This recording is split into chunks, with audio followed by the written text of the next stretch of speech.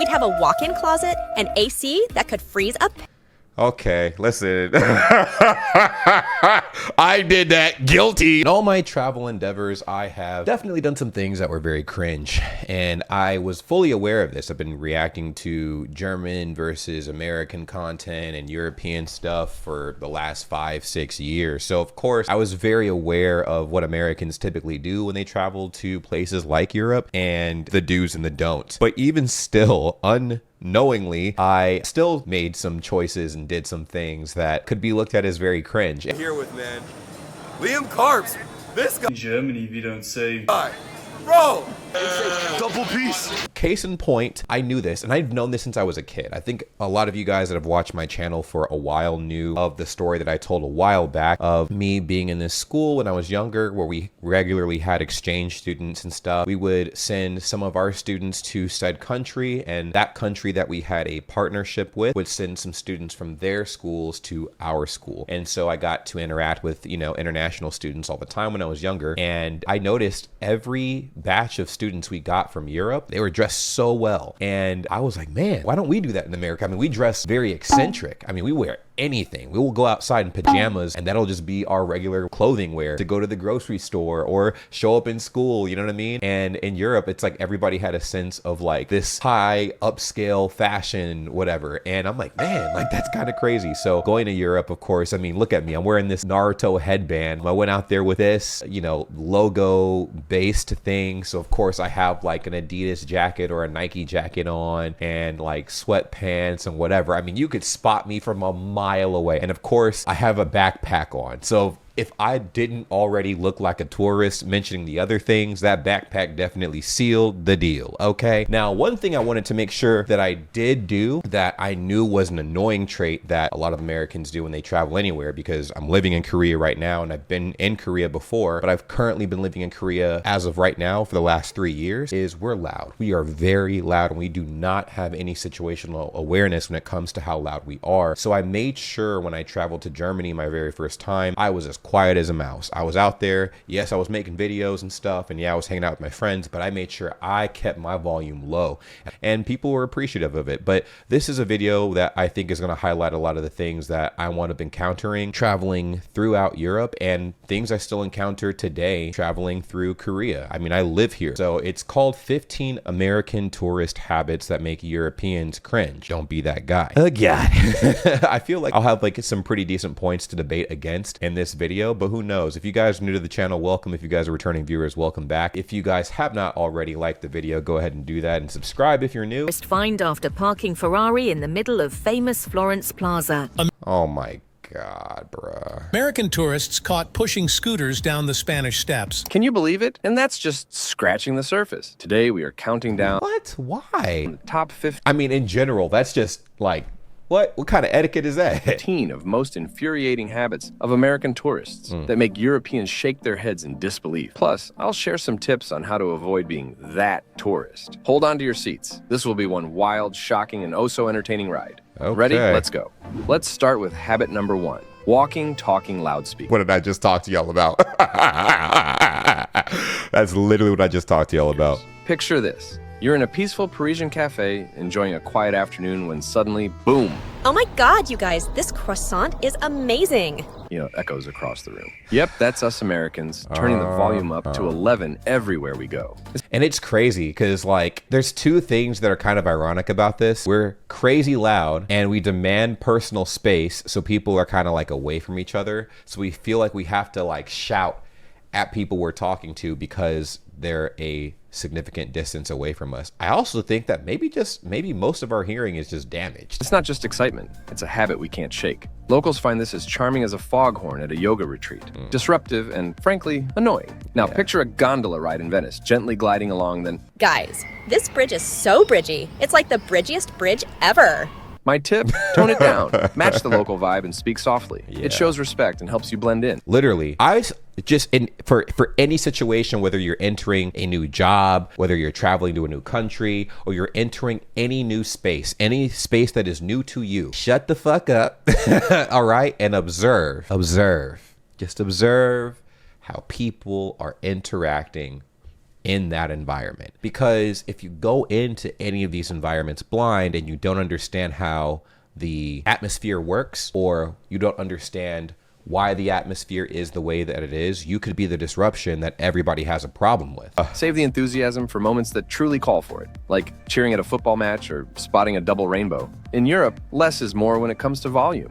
Habit number 2, the everyone speaks American myth. Imagine an American tourist in a charming little Italian Another thing I already brought up, man. Learn the language, bro. village, speaking rapid-fire English with phrases like, Yo, can you hook us up with the dopest coffee spot around?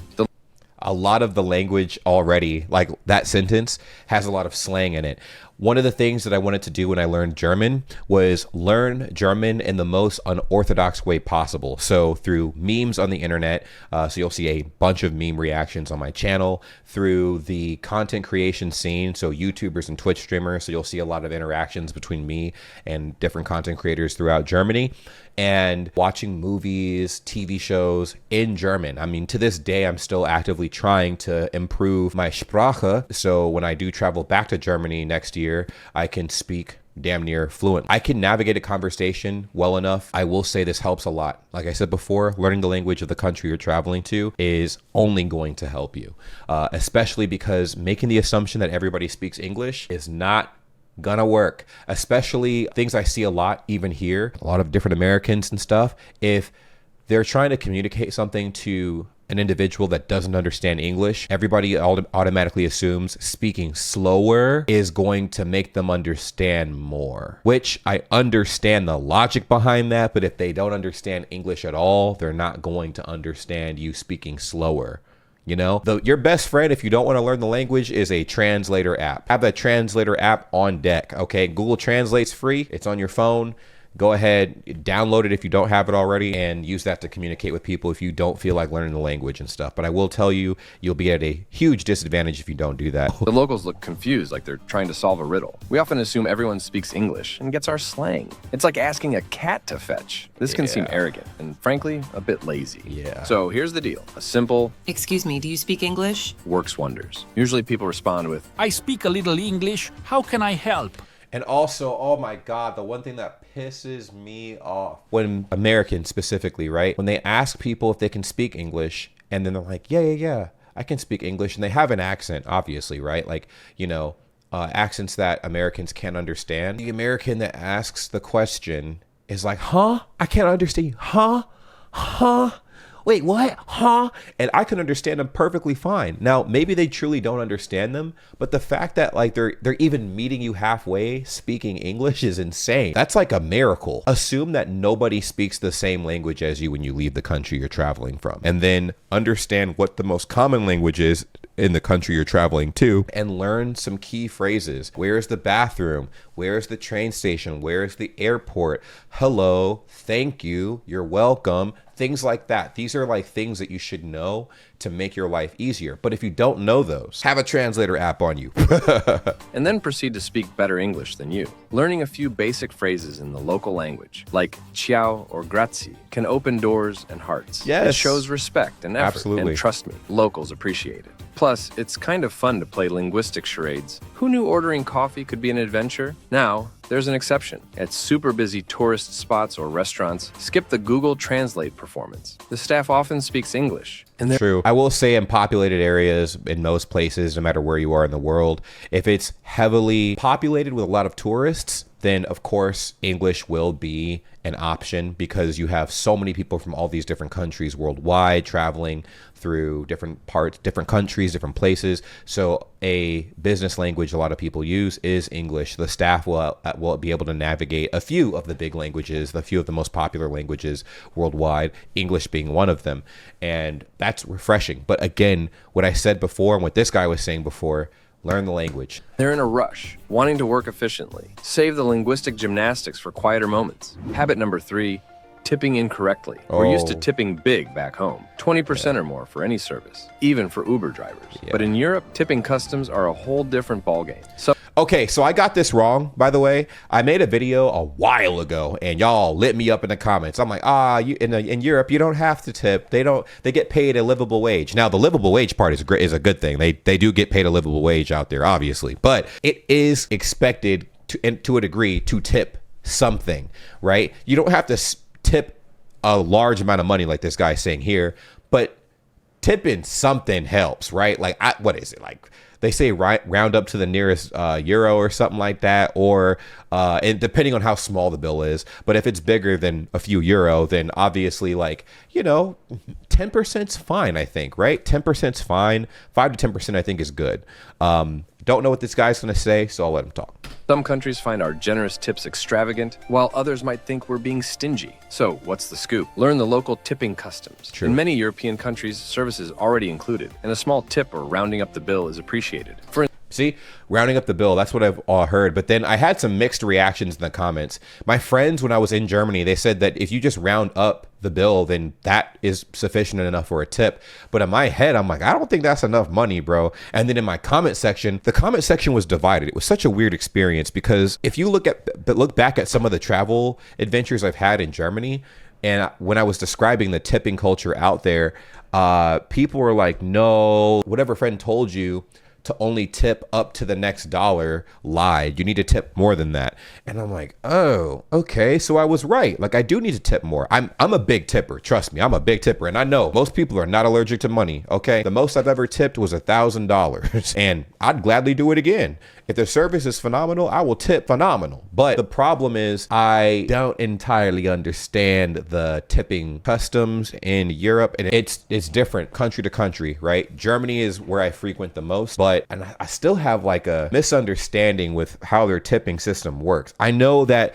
the gratuity is included in a lot of the bills, but still. In Spain, you might leave just a euro or two, while in Germany, rounding up to the nearest euro is common. And in Scandinavian countries like Sweden, tipping is generally not practiced at all. Workers there receive fair wages, and tipping could actually weaken their salary position. No one wants to hear that they make it up in tips. Do a little research or ask a local. It shows respect. When in doubt, remember, subtlety is key. And also be aware that you might get some misinformation from some locals, because I got all of my information from locals that lived in Germany, and some of the information, I guess, wasn't as accurate as I thought. Oh, and speaking of tipping, what's the custom in your country? Do you leave a little extra or just a high five? Share your tipping tales in the comments below.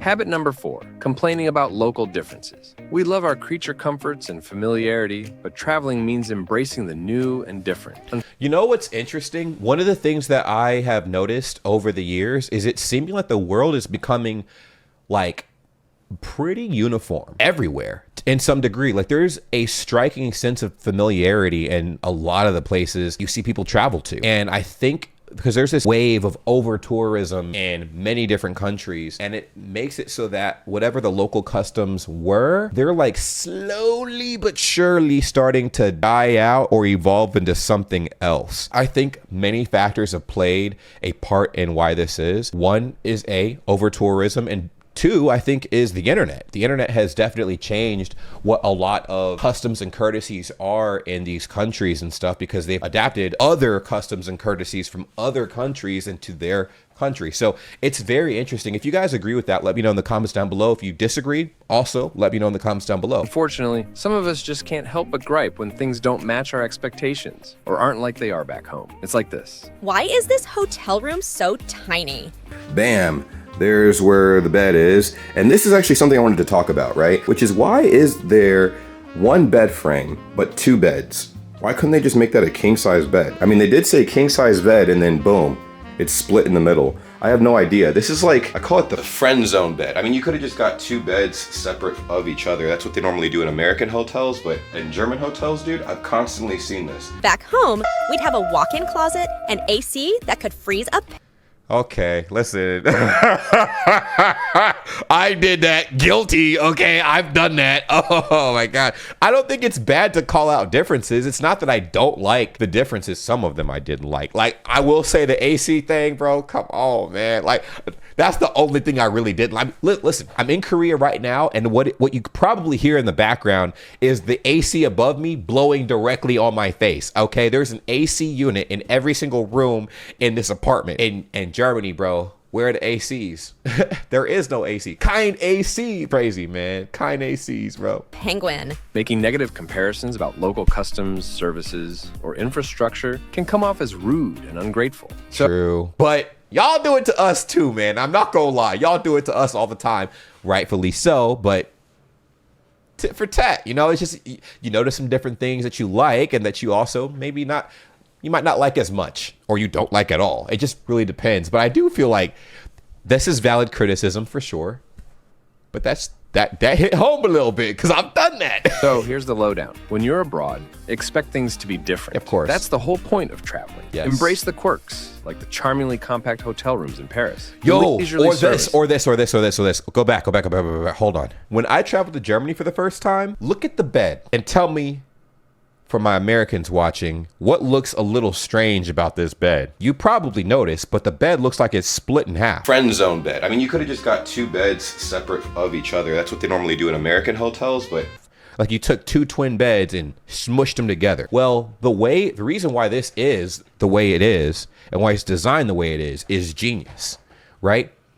If you're rolling around and, like, let's say your partner's in the bed with you, a lot of times their weight shifts the dynamic of the mattress. But if you have 2 separate mattresses next to each other, you're rolling around on one side, the other person isn't going to feel that. And I'm like, oh, I guess that makes sense. Compact hotel rooms in Paris, the leisurely service in Italy, or the beautifully ancient and sometimes temperamental public transport in Greece. It shows respect and makes your travel experience richer. Next time you're tempted to complain, take a breath, enjoy the adventure, and maybe laugh about it later. After all, isn't that what travel stories are made of? True. Habit number 5, risky behavior for photos. Be honest, who doesn't love a good photo op? But sometimes we take it to dangerous extremes, standing in the middle of busy streets, dangling off ledges, or hopping fences just... All right, so one of the things I was very nervous about when I got to Germany, obviously, was recording videos, because, you know, that's what I do for a living.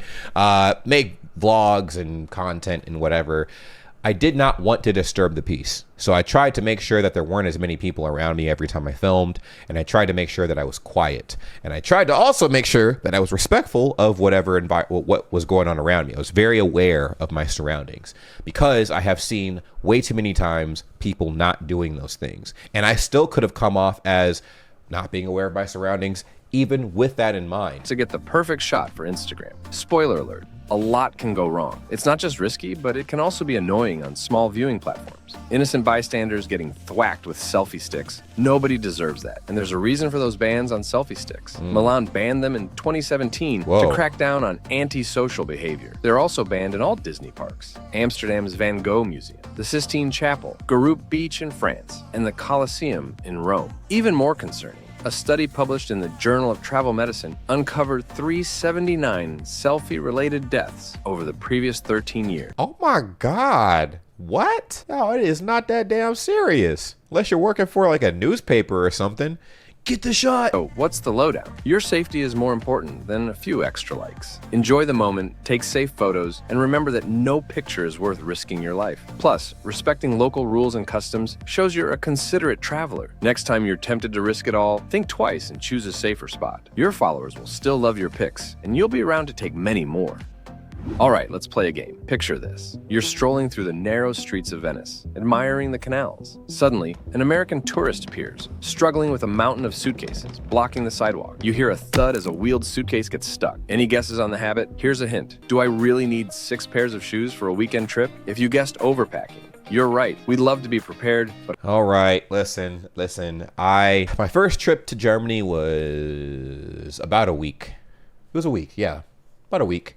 And I packed maybe a gym bag's full of stuff. Literally, you don't need that much shit.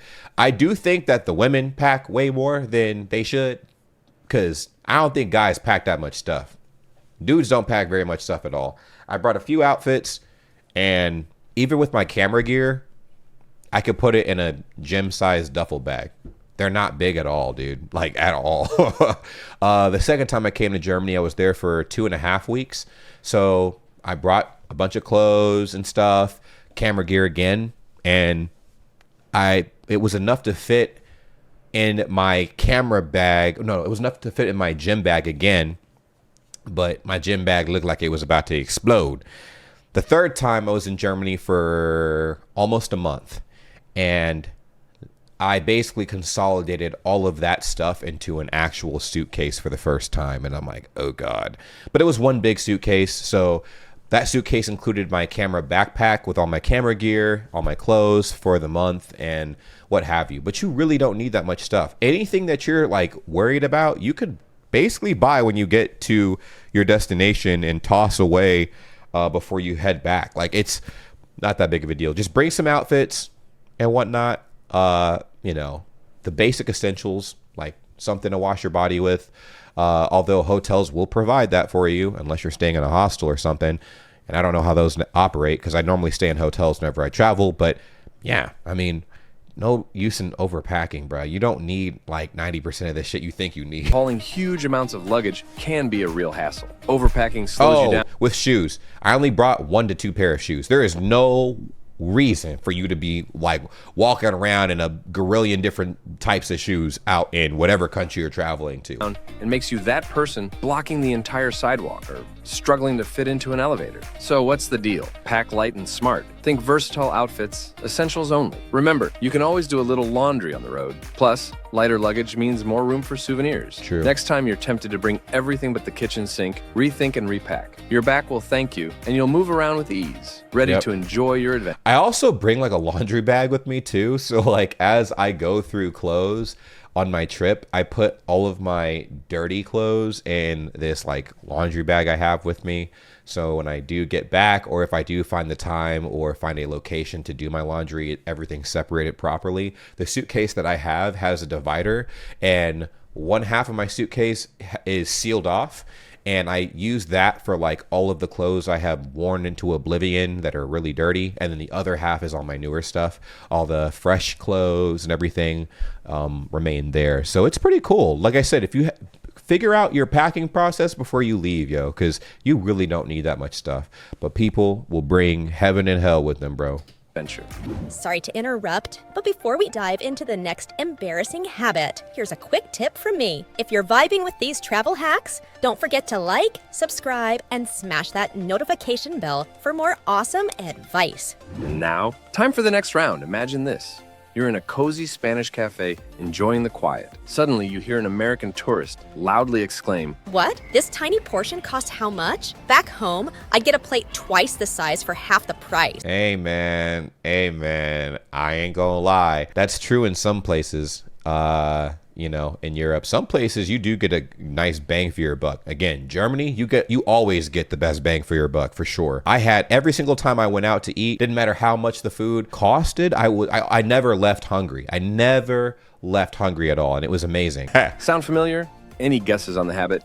Here's a hint. It's all about comparing food portions and prices to American standards. True. If you guessed complaining about portions or prices, you're right. We Americans are used to big servings and lower prices. True. But constantly comparing and complaining can come off as disrespectful to local customs and economic conditions. Yeah. So what to do? Embrace the local dining experience. Smaller portions often mean higher quality, and prices reflect local economies. And lower body weight too, man, because we got a fucking surplus of big backs in America. I ain't gonna hold you, bro. We are like the big back capital of the world. God damn it. Like, it's crazy. And look, they might not give you as much food in Europe and stuff, but it might be good for your health. I'm just saying. I'm just saying. Enjoy the flavors and savor the moment instead of comparing it to back home. Habit number 8, lumping all of Europe together. You know the type saying, "I've been to Europe." After a quick tour of Paris, London, or Rome, you wouldn't say you've done America after visiting New York. So, Bro, that's what I've been doing this whole video. I went to Germany. I visited Europe. But I also went to Belgium and the Netherlands and stuff too. I understand that that is not all of Europe, right? I understand that. But they still part of Europe. Okay. So you can't say you've been to America if you've only been to New York, but understand that New York doesn't represent all of America. And I understand Germany does not represent all of Europe. You know, I'm pretty sure there's a lot of places in Europe where you don't have to pay to go to the bathroom. But in Europe, I had to pay to go to the bathroom. So that was a little unsettling. So why do the same with Europe? Europe isn't a monolith. It's a patchwork of different languages, histories, and traditions. So, how to fix this? Appreciate the uniqueness of each country. Dive into the local cultures, learn a few phrases in the language, and explore beyond the tourist hotspots. Recognize that each European country has its own identity and charm. Next time you're bragging about your European adventure, remember to give credit to the individual countries and their rich, diverse cultures. That's what I'm trying to do with Germany, man. My goal is to travel every nook, cranny, and crevice of Germany by the time I turn 35. By 35, I should have explored every aspect of Germany. The small villages, big cities, smaller cities, smaller towns, bigger towns, whatever. And I want my German to be immaculate. It shows respect and makes your travel stories even more interesting. Habit number 9, disrespecting monuments and cultural sites. We've all seen it. Tourists behaving badly at historical landmarks, treating them like their personal playgrounds. It's like hosting a rave in a library. Not cool, folks. Remember those 2 Californian girls who were arrested for carving their initials on a Coliseum wall? Or the American tourist who parked his Ferrari in the middle of a famous Florence plaza? These aren't just cringeworthy, they're downright disrespectful. So, how to handle it? Show some respect. When visiting these sites, take a moment to understand the significance of where you are. Read the plaques, listen to the... It's so crazy that Americans will do this and then like do a backflip and hit a split if like somebody even looks at the American flag the wrong way. Isn't it ironic? Guides and absorb the history. It's about honoring the memory and importance of these places. Next time you're at a historical or cultural site, remember to treat it with the respect it deserves. You'll gain a deeper appreciation for the history and culture, and you'll set a good example for other travelers. Habit number 10, dressing inappropriately. This is one of my biggest pet peeves. Ooh. Okay, I talked about this earlier.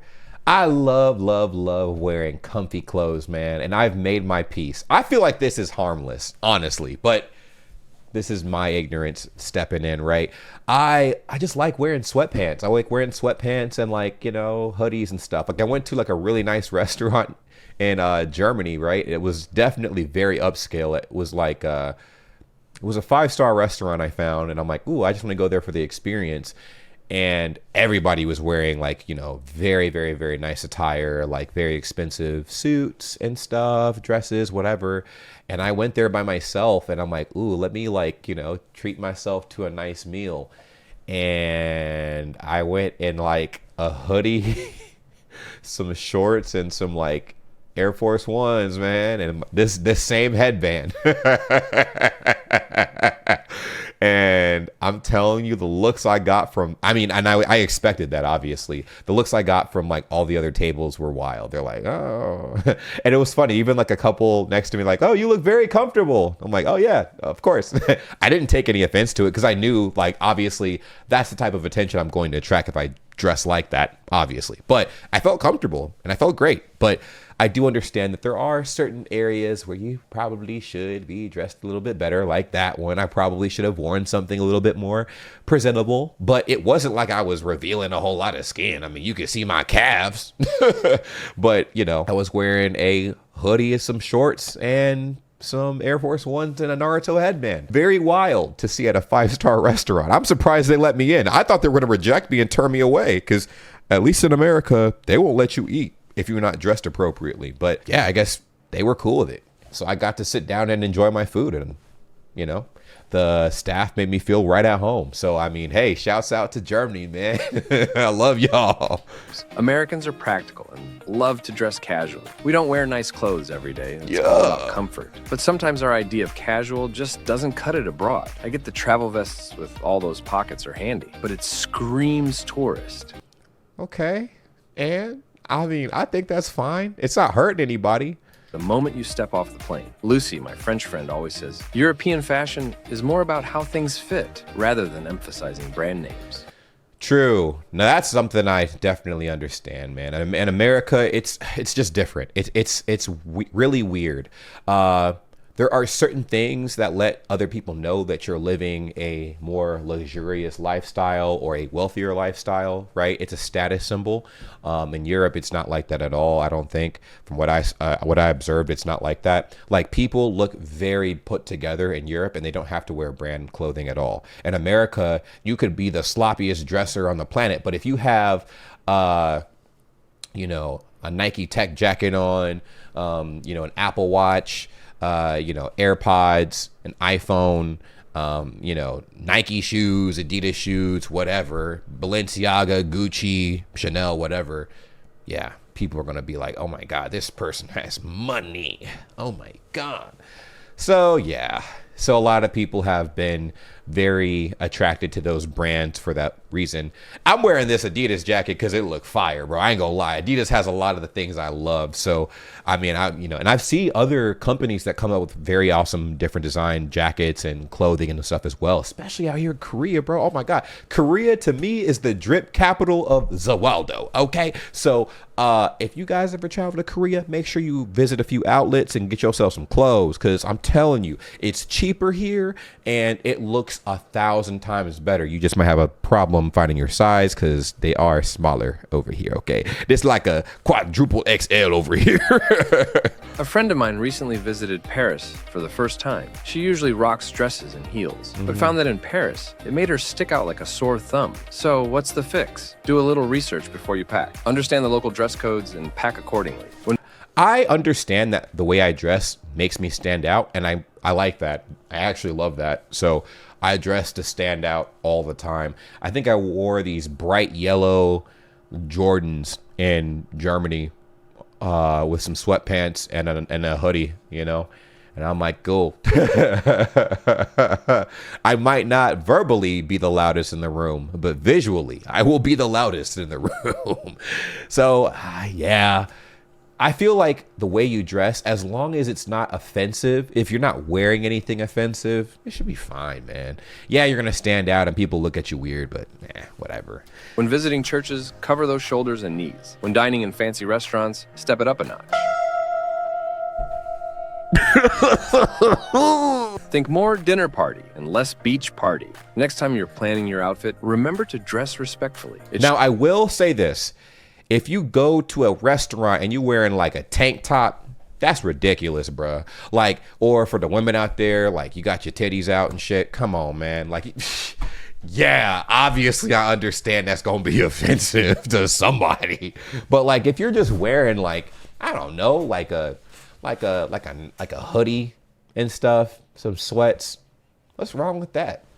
It's not hurting anybody. You know what I'm saying? It's not hurting anybody. No one's gonna ogle over a hoodie and some sweats. Like, dress comfy, just not offensive.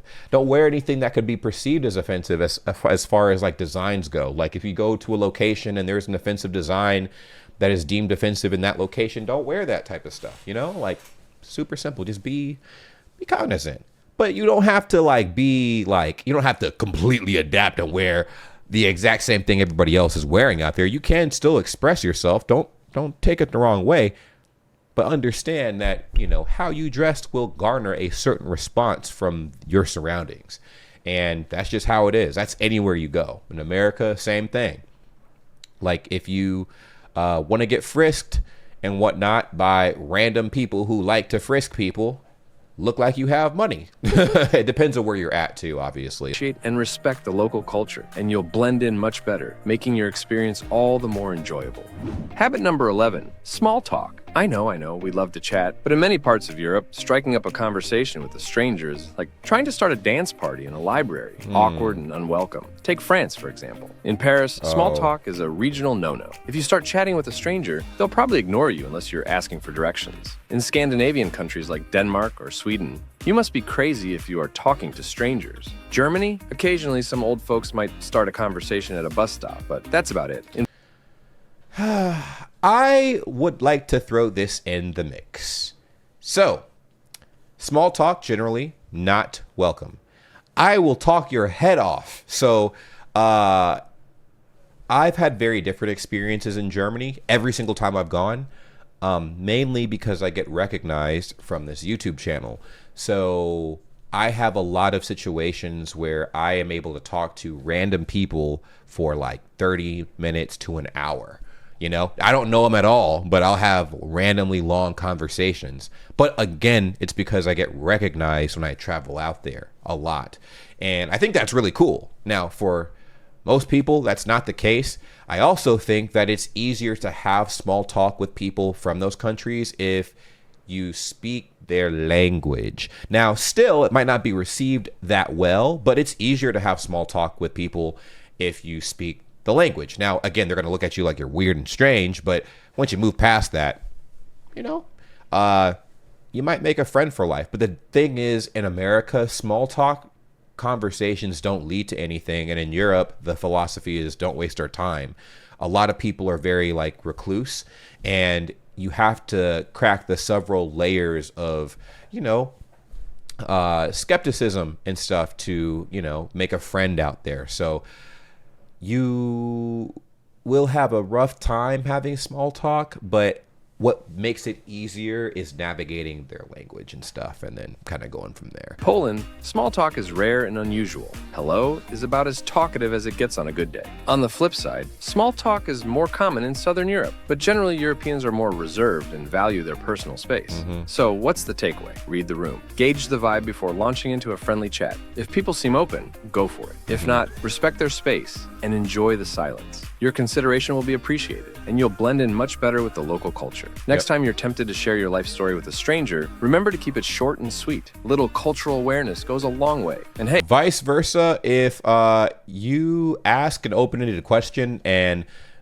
because a lot of times why, you know, small talk is not appreciated is because people will actually talk your head off. They don't want to waste their time. You know what I'm saying? They don't want to waste their time. So yeah, just keep that in mind. Hey, how is it in your country? Do you love a good chat or prefer to keep to yourself? Share your small talk stories in the comments below. Habit number 12, overemphasizing ancestral heritage. Oh, that's we so obviously love to cringe. celebrate our roots, but sometimes we can take it a bit too far. Claiming to be 100% Greek or Irish because you're... Nobody cares, bruh. Oh my God. I've only seen Americans do this. It's so lame, bro. It's so lame. And people have been doing this for as long as I can remember. I remember people were doing this shit in 4th grade, bruh. I'm 30 now, but when I was in 4th grade, a long time, 2004. Oh my God. I was 9 years old.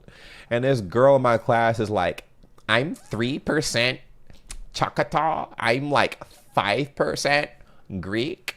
And I'm 13% I mean, I don't give a fuck what you are. You are actually 100% annoying. Okay, shut the fuck up. Oh my God. That everybody's been doing that. Like it means something. Because America is just different, bro. Like apparently, you know, it's like a status symbol too. Like what your ethnic heritage is like a thing. People want their kids to look a certain way. People also think that if you have certain DNA in your ancestral chain, that it makes you look better, or it gives you better attributes, or have better advantages over other people. I mean, if there's any possible way to divide the human species, it's out there and it exists, and you will see that up on the table, at least in America. You'll see it everywhere else too in different forms, but in America you'll see it in every which way but loose, man. Gun owners versus non-gun owners. You have Republicans, Democrats. You got, you know, people who believe one way and people who believe another way. It's ridiculous, man. Great-great-grandparents were from there, might not be as well received by the locals. Imagine visiting Ireland and proudly declaring, I'm 100% Irish, only for the locals to smile politely while thinking, sure, but you sound more like you're from Boston. Yeah. Or telling someone in Italy about your authentic Italian heritage while mispronouncing bruschetta. So Yeah, they're gonna look at you sideways. If anything, bro, if you tell anybody from those countries that you're 100% like that ethnicity, they will hold you to that standard. They're like, oh, so why can't you say this? Why can't you do this? Why don't you know what this is? Mr. I'm 100% blah, blah, blah. Interesting. know how to handle it. Embrace your heritage, but don't overdo it. Show genuine interest in the local culture without making it all about your ancestral connections. Yeah. Share your excitement, but remember, you're a guest exploring their home, not a long-lost native. Next time you're tempted to overemphasize your roots, keep it cool and respectful. Appreciate the culture around you, and locals will appreciate your genuine curiosity and humility. Yeah. Habit number 13, impatience. We love our fast service and immediate responses, but in Europe, things tend to move at a more relaxed pace, especially in restaurants. Oh my God. Italy is notorious for this, dude. I have a bunch of friends in Italy right now, and their number one complaint is the service. the service is abominable. It's slow, and they have a section of the day cut out for family time and stuff. So very inconvenient, I guess. But honestly, for me, patience is key. The 3 C's will always take you to Valhalla, man. Cool, calm, collected. As long as you're cool, calm, collected, man, you will never be bothered. Promise, promise, promise. In any situation, stay cool, calm, collected. Like, I never put myself in a situation where I'm under a time crunch for something. And if I am, then I'm like, okay, well, what's the worst that can happen? I'm gonna see tomorrow, right? So, yeah, I'm chilling. But a lot of people, man, like, they are very impatient and stuff, especially when it comes to their food. So, you catch more bees with honey, okay? All right? Restaurants and shops. Here's a scene for you. You are sitting in a cafe in Portugal, waiting for your coffee, and you start tapping your foot impatiently. Or you're in an Italian restaurant, frustrated because your meal isn't out within 10 minutes. This kind of impatience can come across as rude and disrespectful of the local pace of life. So how do we deal with it? Embrace the slower pace. Take this time to enjoy your surroundings, have a conversation, and savor the moment. Remember, good things take time, and part of the charm of Europe is its relaxed way of life. Next time you find yourself getting frustrated with slower service, take a deep breath and remind yourself that you're on vacation. Enjoy the leisurely pace. I would actually take 2 weeks and visit Europe, honestly, because it'll change who you are as a person. I feel like travel changes every single person that indulges in it. If you're able to leave your small vicinity and travel anywhere that is not your small vicinity, right, you'll have a much different view on the world. The world is smaller than you think, and you will have such a worldly view on things and whatnot. The things that would have bothered you in the past may not bother you as much once you travel to different countries. Like, make that a goal. That definitely allows you to see the entire world in a different with a different set of eyes, for sure. Because I looked at America as this untouchable, perfect place until I traveled, and I'm like, oh shit, oh my god. I still love America, right? It has a lot of things I very much enjoy about it. I just think that I would have never made the criticisms I'm making now had I not left the country and looked at my own country from the perspective of people that live outside of my country. So, yeah, I think it's very beneficial. And you'll find yourself having a much richer experience. Habit number 14, talking about money. We're pretty open about discussing personal finances, salaries, and the cost of things. Yeah. But in many parts of Europe, this can be seen as vulgar and inappropriate. Imagine this. You're having a conversation with someone you've just met in Italy and casually mention how much you make or how expensive your new gadget was. The room goes silent and you get some awkward glances. Talking openly about money, especially if you earn a lot, can make Europeans uncomfortable and come across as bragging or insensitive. Hey, man, that comes the capitalistic nature of America, man. It's a flex in America if you talk about all the money you make. I mean, look at all those pop the balloon challenges and stuff. I want a 6-figure man that makes all this money. And so, of course, when you got it like that, you're like, yeah, I make lots of money. You know what I'm saying? And you tell everybody about it. Now, I do think that is a dangerous habit to get into.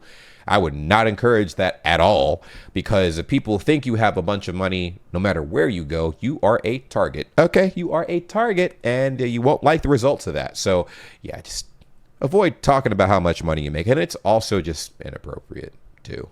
Everybody comes from different backgrounds, and everybody's situation is entirely different.